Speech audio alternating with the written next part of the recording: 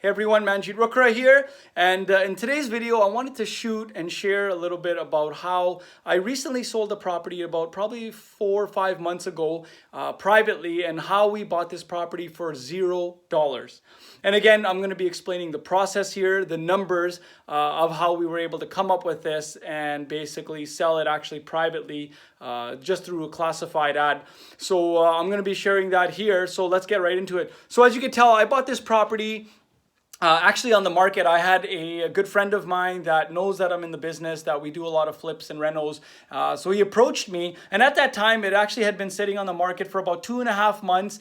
And I can tell why, because it was an absolute mess. You know, the owner of the owner of the property when we bought it, he was about 90 years old. He was getting sick, and he wasn't even living in the city. So he was living out of town, and obviously had a one tenant that was behind on their rent.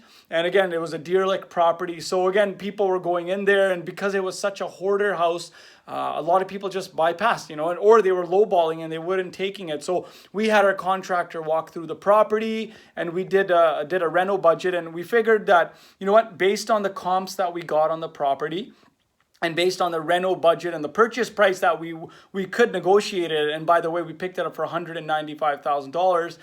It made sense, so we actually ended up moving forward. We wrote an offer, and we got that offer accepted. And because we have a pool of investors and joint venture partners, and for this deal specifically, private money lenders, we actually were able to raise the full reno cost, the land transfer tax, the holding costs, and also the purchase price. So this investor, we were paying about an 8% return per annum, and when you are out there in real estate, on average, private lenders, will charge anywhere between 8 to 10%. Obviously, some charge 12, 13, which is, crazy high. But I mean, hey, if the deal makes sense and you need the money, well, then go ahead, right? But for this deal, it made sense, and we've done a few deals with this gentleman. He's a good friend, and we were happy. And when you really think of it, a lot of people, what they're really getting in your everyday savings account, or maybe in a GIC, or maybe in their mutual funds or stock markets,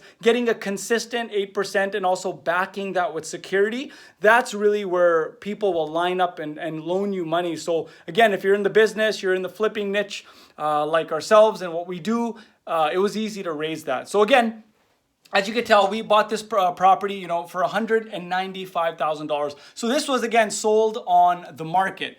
And with that, it came a lot of other expenses. And some of those expenses were obviously the land transfer tax. So land transfer tax here, we had to pay about $1,645 in our province.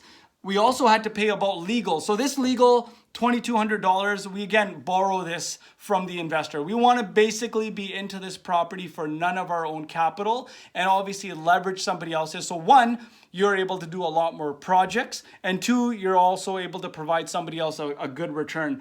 So the rental cost on this, actually, it was lower than this. So we had a budget of about $55,000, but again, with the property, the renos went a little bit over budget, actually a lot. Actually, if you think of it, it was about $5,000, but we had a buffer. And you know what? If you're in real estate, you need to have buffers. So we always factor in at least 10% on top of the, say, $55,000 or $50,000 reno job, or the quote that you get from your contractor. So again, we paid about $61,000 at the end of the day. We had to pay about almost 65 days of taxes. So, just over 2 months, which equaled about $662 when I got the final numbers from our bookkeeper. We had to pay vacant insurance, so that's a lot more expensive than if you're renting a property and nobody's living in it. So you're gonna obviously have to pay a little bit more. So again, you look at that, that's very expensive. So almost $1,000 for basically 2 months of having a property vacant. We had to pay about utilities, about $584. And then, we had some miscellaneous cleanup.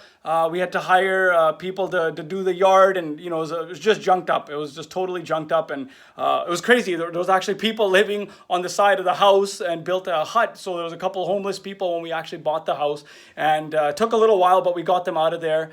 So we had to do a lot of that. So now if we come over and we want to talk a little bit about borrowed. So what did we borrow?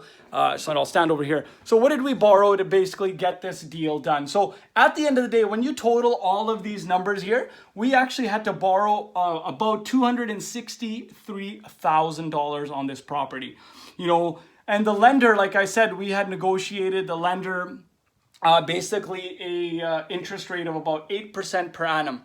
And when I say 8%, I basically mean we're going to be paying 8% for the full year. Now, really, when you're borrowing money and you're using private lenders in your contacts and your network, you want to know what your year cost would be. So that's a per annum. So if it's 8%, well, I want to look at if I did actually take 12 full months, 365 days to actually buy, fix, and sell this project. Well, how much would that cost me for the year? Well, if you total that, so if you take $263,000, you multiply it by a 0.088% return, for the year, you're going to be paying, if again, worst case scenario, you would be paying about $21,000 of interest. However, you want to only pay for the amount of money that you borrowed it. And again, when you're borrowing money, you want to what's to your benefit too is having or trying to negotiate an open term. So some lenders, they want 3 months minimum. I've also paid 6 months minimum, but again, if you have a relationship with somebody, you're able to work out something. So again, usually the buying, fixing, selling on average will take anywhere between 2 to 4 months. This one, again, we did it a little bit faster because we had a crew in there and they weren't doing a lot of other properties or projects at the time. So we were actually able to get it, buy it, fix it, and sell it in 65 days, which is exceptional. Again, that's not the norm, but for this deal it was. And so again, that's something I'm telling you guys that, this was the exception to the rule, that it actually sold really quickly. But again, we sold it in 65 days.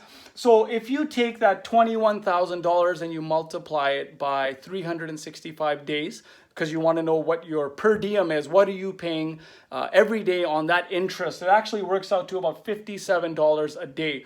So if you take we took the $57 a day, multiplied it by 65 days.